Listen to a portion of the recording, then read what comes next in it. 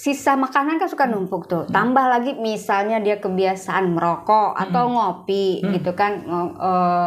Karena mudah sisa makanan nempel, otomatis gigi akan lebih kuning pada saat dilepasin behelnya. Tapi itu bisa diatasi. Bisa dibersihkan ya. Cara menghindarinya tuh biar jangan kuning ya dijaga. Merokoknya ya hentikan dulu gitu. Ngopinya kurangin, pokoknya ya jangan sampai sisa makanannya nempel di bracket atau di sekitar giginya. Berarti memang sangat-sangat clinky ya dokter. Memang betul harus ada perlu perhatian khusus pada saat kita pemasangan behel begitu ya dokter ya.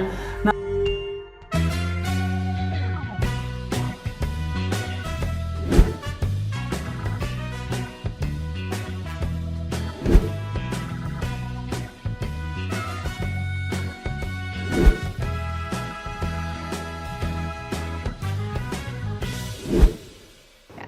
halo sahabat Indrayana, welcome back to podcast Sahabat Indrayana. Salam sehat, salam Indrayana. Senang sekali kita bisa bergabung lagi dan bisa berjumpa dengan sahabat Indrayana dengan podcast yang bertopik tentang pemasangan behel atau kawat gigi.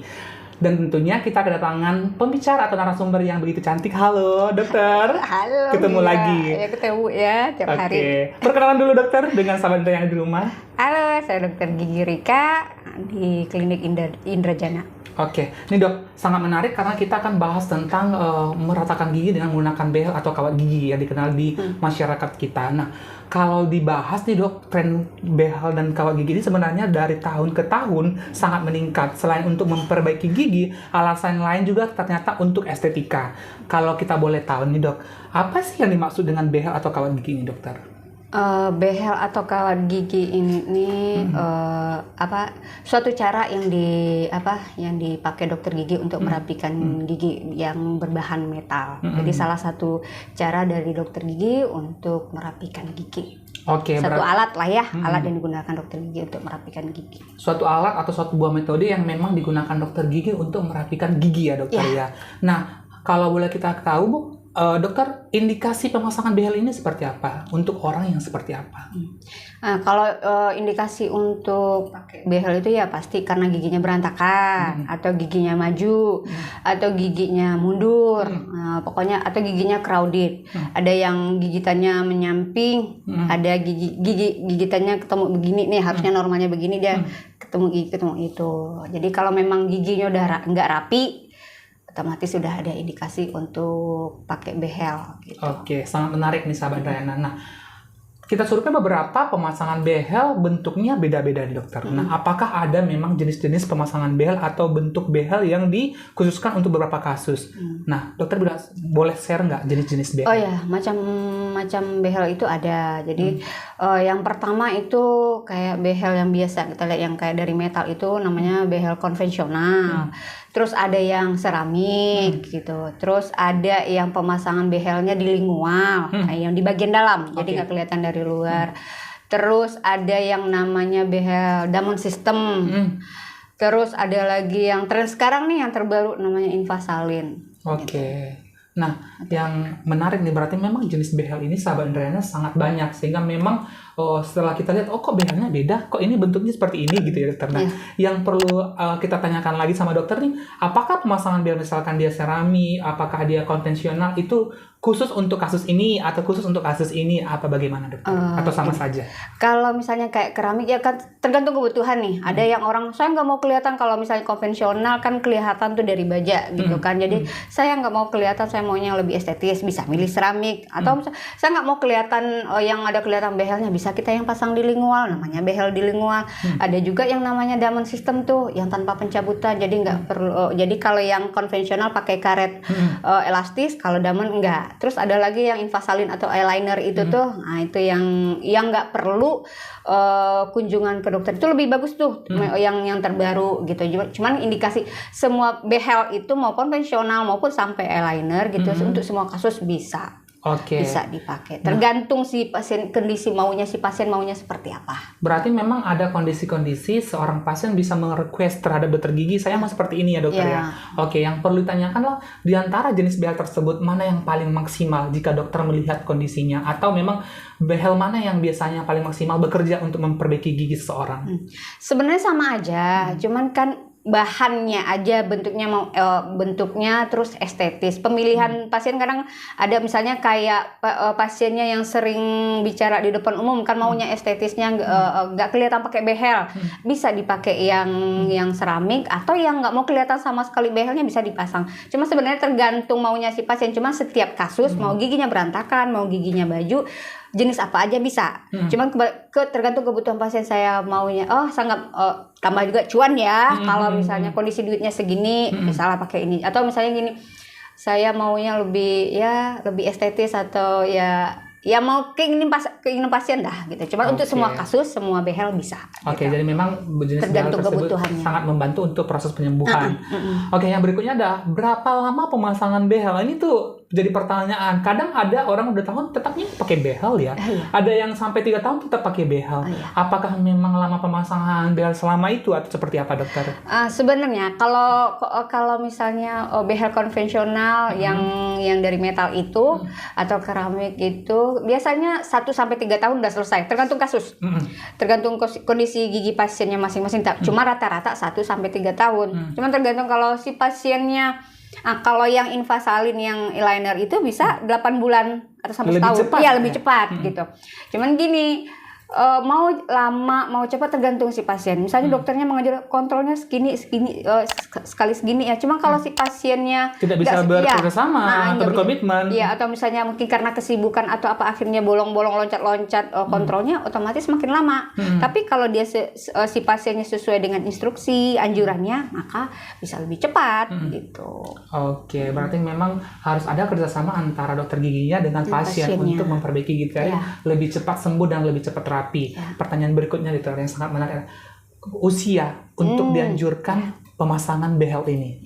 Kalau saya menganjurkan ini, biasanya behel udah bisa dipasang di umur 9 tahun atau 14. Makin cepat lebih bagus dibandingkan dewasa. Soalnya kalau di masa usia 9-14 itu tuh kan masih masa perkembangan, masa pertumbuhan. Jadi lebih efek sampingnya pun lebih minimal daripada orang dewasa. Bukan berarti dewasa nggak bisa pakai ya gitu, bisa, cuman efek sampingnya lebih sedikit gitu kalau masih dalam masa pertumbuhan. Jadi kalau memang kelihatan anak-anaknya udah giginya udah nggak rapi, udah lebih baik dipercepat. Jangan ditunggu gede dulu gitu. Jadi usia 9 sampai 14 itu ideal untuk pemasangan gigi, untuk gigi yang nggak rapi ya. Iya, yang untuk memang seperti gigi tonggos, gigi yang dia lari maju gitu ya dokter ya, kalau kata anak muda sekarang. Nah, berikutnya adalah bagaimana dokter, karena di luar sana pemasangan behel itu kayaknya kalau misalkan konvensional nih kayaknya di yang besi yang ditempel-tempel nih, jadi kurang edukasi. Kalau dokter sendiri bisa share nggak pemasangan behel ini, prosedurnya dan langkah-langkahnya sepertinya biasanya dilakukan dokter apa dokter biasanya langkah? Ini nih gini, orang kan banyak tuh masang behel di mana-mana tuh. Gitu dokter. Kenapa tertarik orang masang behel ya? Karena ini juga bisa dibilang kalau murah ya, bukan murah, ini senyum mahal. Kan pakai behel kan mahal tuh, jadi itu. Cuma karena saking kepengennya bilang ya itulah, ada juga untuk gaya-gayaan katanya gitu kan, dipasang sembarang aja, ditempel-tempel aja, padahal efeknya ngeri tuh. Ada efeknya juga ya dokter. Iya. Jadi kalau masang behel sembarangan ya udah siap-siap dengan resikonya gitu. Jadi jangan karena hanya tuntut gaya atau misalnya nyari yang lebih murah gitu, efeknya nggak dipikirin ke depannya. Sembarangan ya dokter ya, aja. yang tidak dipasang oleh dokter gigi misalnya. Jangankan sembarangan pasang ya, misalnya masang pun sama dokter gigi, kalau nggak kontrol, bukan gigi rapi yang didapat, malah gigi hancur jadinya. Jadi nggak sekedar gaya-gayaan aja. Jadi pasang behel itu ada perhitungannya, ada risikonya.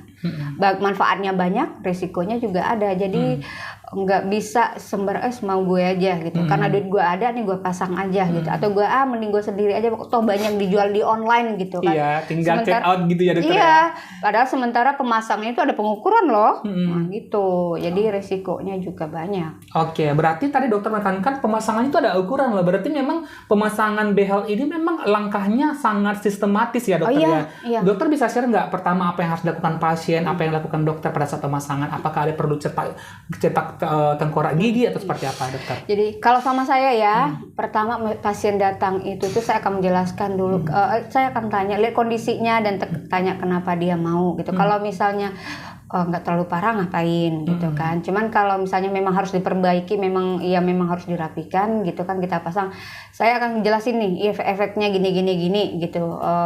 Memang udah indikasi dia make dan efeknya begini. Kalau kamu tidak bisa begini, tidak sesuai komitmen kita nih. Nah, jadi lebih baik enggak. Nanti daripada hancur kan. Jadi langkah-langkah pertama saya jelaskan dulu. Kalau si pasiennya oke, kita lanjut. Kemudian baru kita cetak. Baru dipasang. Itu pun misalnya setiap kasus itu beda-beda. Kalau gigi tonggos posisinya di sini, posisinya di sini. Nah, terus saya juga instruksikan kalau bisa minimal 1 kali dalam sebulan harus kontrol. Berarti memang harus ada komitmen dan juga prosedur yang jelas, SOP yang dijalankan oleh dokter maupun pasiennya begitu ya dokter ya. Nah, ini bahas tentang prosedur, udah bahas tentang manfaat dan juga apa hal yang didapatkan pasien mengenai pemasangan behel ini. Manfaat pemasangan behel nih untuk pasien dokter secara umum boleh di-share nggak dokter? Yang pertama otomatis tujuannya kan memang untuk merapikan gigi tuh. Terus gigi udah rapi, manfaatnya juga mengembalikan fungsi pengunyahan. Terus melindungi gigi itu sendiri gitu. Terus otomatis kalau gigi udah rapi, senyumnya bagus, kepercayaan dirinya juga meningkat tambah. ya. Oke, begitu ya dokter. Berarti memang sangat, karena memang senyum itu juga menjadi suatu cerminan diri, kepribadian, sehingga semakin cantik senyum tadi, semakin percaya diri dengan gigi yang bagus, pasti orang semakin terus senyum ya begitu ya dokter. Satu lagi nih, dengan pemakaian behel itu merubah itu tuh bentuk wajah. Iya, biasanya makin tirus dan lebih cantik ya dokter ya. Iya, misalnya gigi tongkos kan karena maju, otomatis lebih mundur, dimundurin, otomatis lebih berubah cantik wajah, lebih cantik ya. Rahangnya juga berubah, lebih bagus, lebih rapi. Berarti memang menambah estetika wajah, menambah estetika mulut, menambah kepercayaan diri, senyum semakin sering begitu ya dokter ya. Oke, nah resiko pemasangan ada nggak sih dokter? Ada. Jadi resikonya gini, kita normal aja yang nggak pakai behel, gosok giginya, menjaga kebersihan giginya harus maksimal, apalagi yang pakai behel, otomatis lebih ribet. Jadi harus ekstra bersih, harus diperhatiin. Jadi kalau pemasangan behel, kita udah masang behel, otomatis sikat giginya khusus untuk behel, sela gigi harus dibersihkan, kumur-kumurnya harus, pokoknya habis makan diperiksa. Emang ribet. Ribet ya dokter ya. Jangan nanti gara-gara pengen rapi karena nggak bersih, karies yang ada. Gigi malah hancur. Gigi udah rapi nih, tapi karies. Rugi dong, hancur gigi percuma. Jadi memang harus maksimal untuk menjaga kebersihan gigi dan mulutnya. Terus kontrolnya harus kita yang normal aja dianjurin minimal sekali 6 bulan. Apalagi yang behel. Jadi resiko kalau misalnya nggak menjaga kebersihan bisa timbul karies, gusinya bengkak, mulutnya bau. Kalau olahraga nggak hati-hati malah cedera gitu. Memperparah jadi dokter ya. Jadi memang ya harus hati-hati. Ya banyak lah. Salah satunya itulah. Oke. Ada artikel yang menyatakan, dari artikel sana menyatakan bahwa pemasangan behel itu mengakibatkan gigi menjadi kuning. Bagaimana itu dokter? Sisa makanan kan suka numpuk tuh. Tambah lagi misalnya dia kebiasaan merokok atau ngopi gitu kan. Karena mudah sisa makanan nempel, otomatis gigi akan lebih kuning pada saat dilepasin behelnya. Tapi itu bisa diatasi. Bisa dibersihkan ya. Cara menghindarinya tuh biar jangan kuning ya dijaga. Merokoknya ya hentikan dulu gitu. Ngopinya kurangin, pokoknya ya jangan sampai sisa makanannya nempel di bracket atau di sekitar giginya. Oke, berarti memang sangat-sangat clinky ya dokter, memang betul harus ada perlu perhatian khusus pada saat kita pemasangan behel begitu ya dokter ya. Nah berikutnya dokter, bisa kasih tips nggak untuk sahabat dan rumah bagaimana cara menjaga perawatan gigi behel di rumah, apa yang dilakukan supaya behelnya kadang-kadang nggak copot atau kadang-kadang ada begitu ya dokter copot atau tiba-tiba tergores kepada daerah bibir, mungkin bisa dikasih tips untuk sahabat dan rumah sehingga behelnya awet dan juga sampai pada titik mereka bisa giginya bagus begitu ya. Jadi kalau udah pakai behel, otomatis makan gak bisa sembarangan. Hindari makan yang keras-keras atau lengket kayak permen karamel atau permen karet, kerupuk, atau yang kebiasaannya suka gigit tulang ayam nih, itu nggak boleh gitu. Copot, lepas lagi, ulang lagi perawatannya capek. Terus ya pokoknya makanannya dijaga. Misalnya makan jagung, makan apa nggak bisa, ini dipotong. Terus kalau memang pakai behel, kalau dokternya anjurin kontrol, jangan lupa kontrol. rutin kontrol. Soalnya itu harus. Terus kalau di rumah kan pakai behel sikat giginya beda dong. Khusus untuk sikat gigi behel. Terus sela behelnya harus dibersihin. Ada juga tuh sikat khususnya. Kumur-kumur emang pastiin memang nggak ada sisa makanan. Bawa kaca kemana-mana. Udah itu aja. Jadi memang betul-betul ekstra perhatian terhadap gigi dan mulut karena kita sudah berkomitmen untuk pemasangan behel untuk memperbaiki gigi. Yang memang semua tips yang dokter tadi jelaskan itu harus dijalankan yang dokter ya supaya mendapatkan hasil yang terbaik. Begitu ya dokter ya. Kalau sempat ini nggak kontrol, pengennya rapi, tahu-tahunya nggak kontrol, malah gigi kembali ke semula loh, gitu. Jadi memang betul-betul harus kontrol sesuai instruksi dokter yang bersangkutan yang memberikan perawatan atau pengobatan.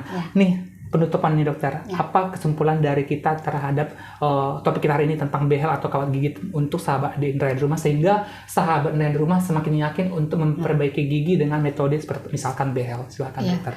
Jadi gini, kalau buat orang tua nih, kalau memang ada anaknya udah kelihatan giginya nggak rapi, pasanglah behel, jangan tunggu dewasa, lebih cepat lebih baik. Toh nanti kedepannya apalagi kita kerja ya, sebenarnya ini bukan masalah kerja, kepercayaan diri kan penting tuh. Kalau gigi rapi bagus, senyumnya bagus, gigi nggak beraturan itu tuh gampang makanan nyelip.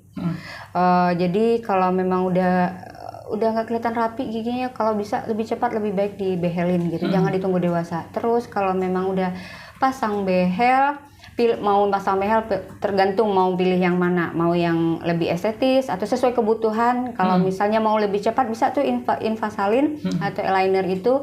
Kalau saran saya kalau mau cepat ya memang itu yang tren baru sekarang, pilihlah dokter yang tepat. Jangan sekedar hanya pengen murah, efeknya bukan efek jangka panjangnya akan semakin lebih parah begitu ya dokter. Nah itu pokoknya. Terus kalau udah pasang behel, komitmen untuk menjaga kebersihan giginya, jangan makannya harus hati-hati, terus pokoknya kontrol deh, dikontrol. Dokter Rika sip, kontrol deh, berarti memang harus butuh komitmen pada saat sudah pemasangan behel dan juga lebih cepat lebih bagus sehingga mendapatkan hasil terbaik pada proses penyembuhannya. Nih kalau misalnya nggak ngerti juga, mending temuin dokter langsung, dokter gigi ya. Betul sekali. Langsung saja di klinik utama Dr. Indrayana dokter ya bersama dokter gigi kita. Dokter, terima kasih bincang-bincang hari ini. Ini merupakan satu edukasi atau sharing terhadap sahabat Indrayana di rumah yang luar biasa. Semoga bisa teredukasi mengenai pemasangan behel, manfaatnya apa, resikonya apa, proses penyembuhannya apa sudah dijelaskan oleh dokter pada hari ini. Terima kasih dok. Mungkin nanti lain berikutnya kita akan bahas tentang topik-topik yang lain mengenai kesehatan gigi dan mulut untuk sahabat Indrayana di rumah. Terima kasih telah menyaksikan. Sampai jumpa di podcast berikutnya. Dadah.